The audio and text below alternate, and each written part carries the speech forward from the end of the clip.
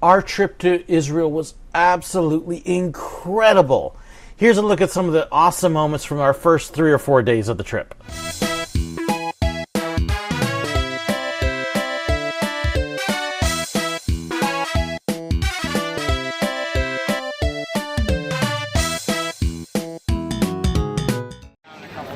So this is Ben Gurion Airport, and just for some fun, look up at the ceiling. Want a balloon? We walked out of our hotel room that first morning to check out Independence Square, and then from there, walked a short distance right over to the Mediterranean Sea. Down some steps and had to check out the water and the beach, and oh, it's such a pretty area. And of course, had to dip my feet in the water to show I'd been there. And hey, cats! There's cats all over Israel. This was just the first one we saw. From there, we headed over to Caesarea on the coast to check out the ruins that were there, the reconstructed amphitheater, Herod's palace, and would you believe we ran into a famous archaeologist? It's River Song! And then in the tour, we got to witness this other group singing in the amphitheater. Just beautiful.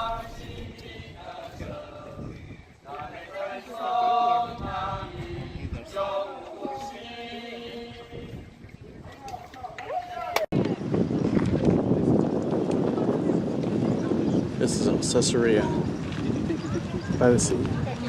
It's Caesarea Maritime.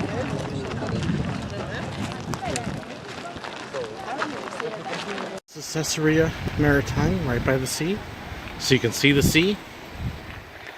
Swing out. And that's the ruins of the palace. And this is the hippodrome.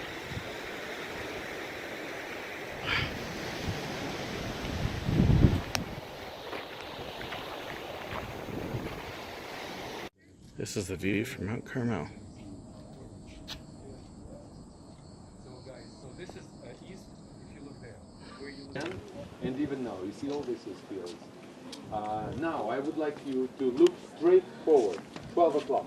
You see the mountain that looks like this? This is a Tabor mountain, or in Hebrew, Tabor. You see that? And the Christian tradition says that's where Jesus was speaking. So we're going to discuss, maybe this is the right identification. But the event occurred in the book of Judges. Deborah confronts the Canaanite troops on the Caesarea, the 12 tribes. That's on the book there, on the slopes of Mount Tabor. This, you see this highway down there? It's so straight that we called it a ruler highway because it looks like a ruler on the map. Yeah, 77. We're probably going to take it. From there, we headed down to Megiddo to check out the ruins that were there. Yes, this is the Valley of Armageddon. And we headed down into the tunnel that led to the water in the cistern. This was only the first tunnel that we got to go through on the trip, but such a neat walk to be able to head down to see how they got their water. And look, another cat. Amber, you can see your mom. And she has made a little friend here. Who's apparently very much in love with her all of a sudden. Huh. Do you want to take her home? No. Pack her in a suitcase? No. I don't even know if she has fleas. Just got into our room for the night. Wanted you to see this room that we have for 3 nights here at the Sea of Galilee. Yes, that is a big whirlpool tub. Tables. I mean, just a gorgeous room. There's that. Big bathroom. Okay, so you got the regular bathroom, and then we have our own private sauna.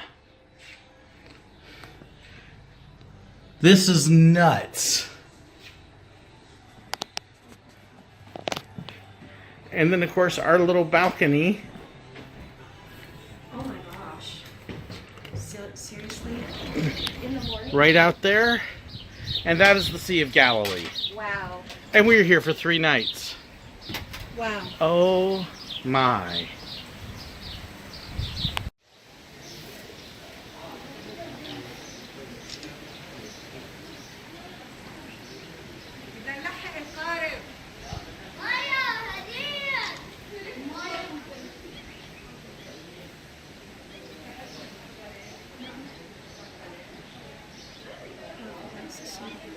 take over past the barbed wire fence.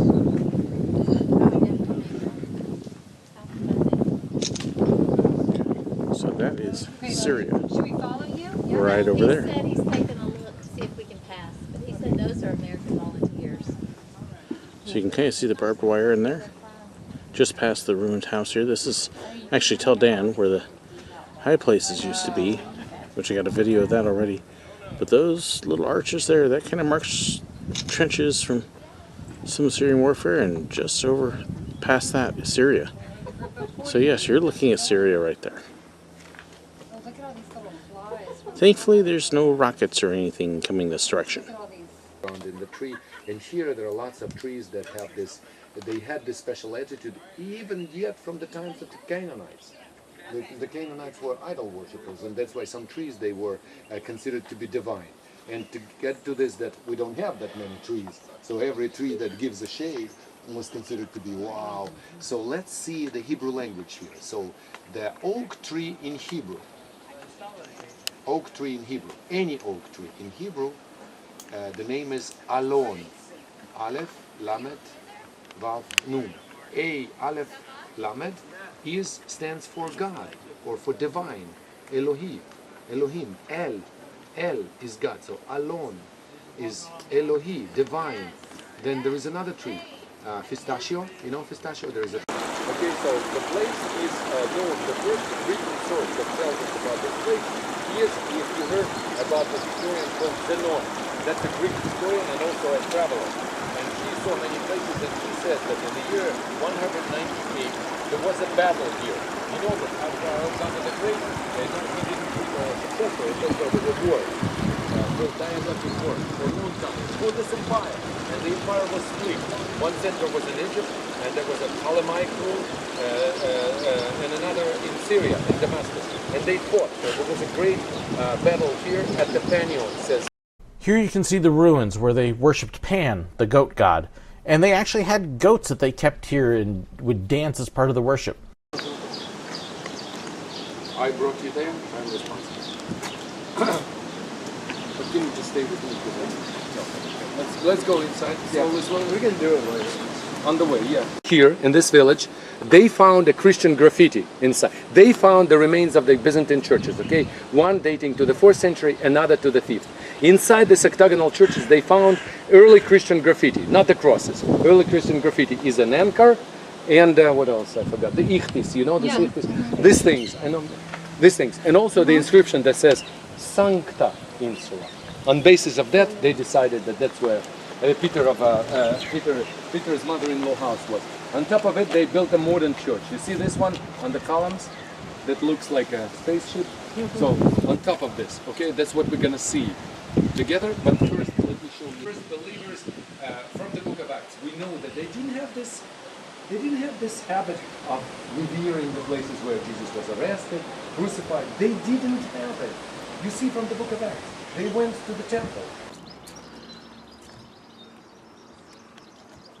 Right there, Amber. That is one of the hyraxes. Sleeping under the tree.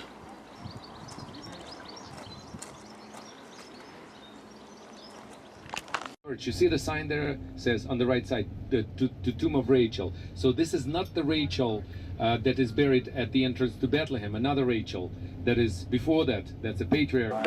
Abraham is our shepherd. He takes the sheep usually in the morning to graze on the slopes of a non-cultivated land here, and then he brings them back to safety here. Sheep are a very obedient animal. After a while, they get used to the voice of their shepherd. And they know he's going to provide them safety and water and food and so forth, so that's why they stick. Say hi to Hannah, our weaver. Hi, good morning, everyone. And then you met Ruth down there. Hi, sweetie. Hello. You got shy? And we bring the wool here, and she uses a smaller version of the scissors to cut and snip away whatever dirt and straw and you know from the sheep. Then after that, they wash it in this tub, and then they boil it so they can give it color, and they use whatever they can find around the house. For example, onion peels would give us a color similar to this one. Okay, when you boil it with it. Let's see, we got pomegranate peels. When you boil it with it, it'll give us colors like these, like burgundy, Tennessee orange. No, I'm kidding. Burnt orange. All right, and maroon. Then pecans or pecans, depending on what state you come from, will give us a color similar to this candy sort of color. Candy color with mixture of colors. Okay, and then, well, we have these basic colors of the sheep. You saw the brown, you saw the off-white, the tan. This is worn by people who cannot afford colored clothes or for everyday working clothes. Using this spindle and her skills.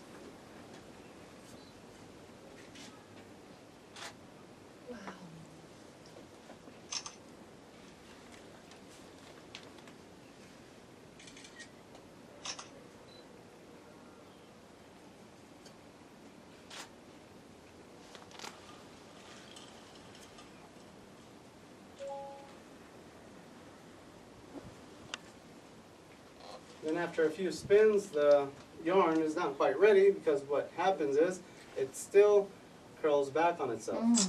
So what we do is we leave it on the spindle or in a ball of yarn, like you see in the basket, for about 4 or 5 weeks until it rests and becomes manageable.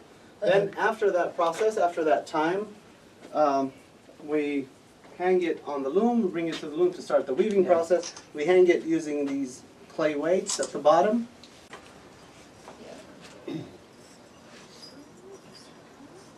And then that shuttle is transferred underneath, and that creates the weaved texture. Oh, so much work. So much work, yeah. Oh. Oh, she's almost done with this garment, which is going to be probably a scarf. Then when she does that row, she packs it with this replica of a first century barcode scanner. And that is how the weaving process takes place. And this is what we have as our final product, something similar to this. Beautiful. So it's very Thank you. Beautiful. very This is an authentic. old one. Oh, Yeah, you can.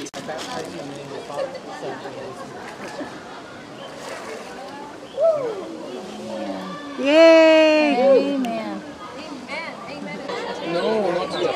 Not yet. And the cemetery Man! Yay! Pastor? Yay!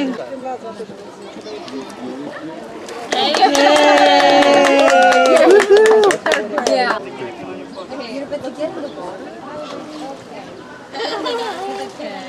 Yay! Woohoo!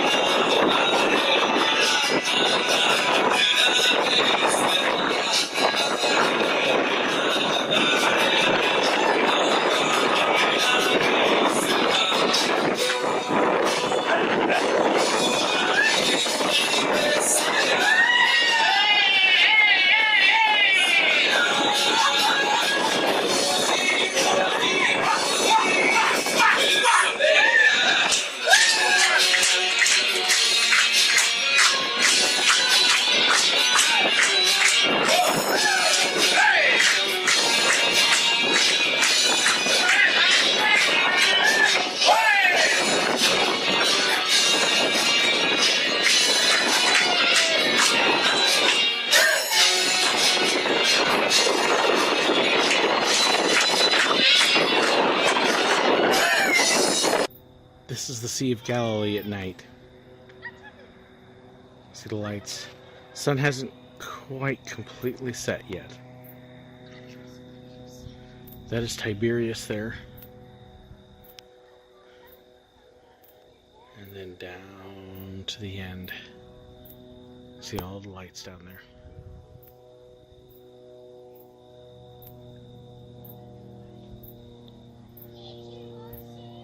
So you have Tiberias.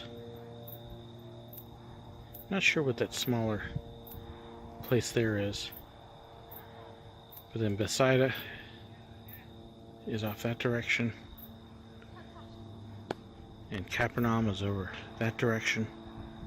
Might even be those lights right by the water in the middle there. Just beautiful. And to think that this is the land where Jesus walked and ministered and performed his miracles.